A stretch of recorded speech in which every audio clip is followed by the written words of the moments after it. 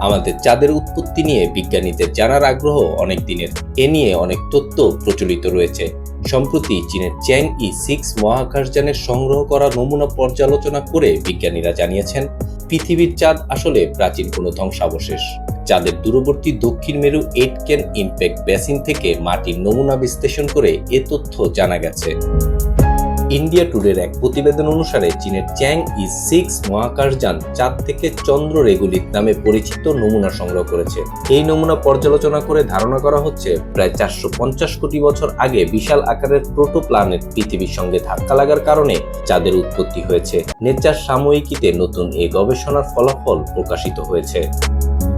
চ্যাংই-6 মহাকাশযানের আগে Apollo, Luna ও চ্যাংই-5 মহাকাশযান চাঁদের প্রোসেলারাম ক্রিপ এলাকা থেকে নমুনা সংগ্রহ করেছিল। সেসব নমুনায় থোরিয়াম পাওয়া গেছে। তবে নতুন গবেষণায় দেখা গেছে চাঁদের দূরবর্তী অংশে ম্যান্টেলেটের সিলিকেটের উপস্থিতি রয়েছে। পাথরের নমুনার বয়স ইঙ্গিত দিচ্ছে সৌরজগতের গঠন শুরু হওয়ার প্রায় 600 কোটি বছর পর চাঁদ গঠিত হয়েছে।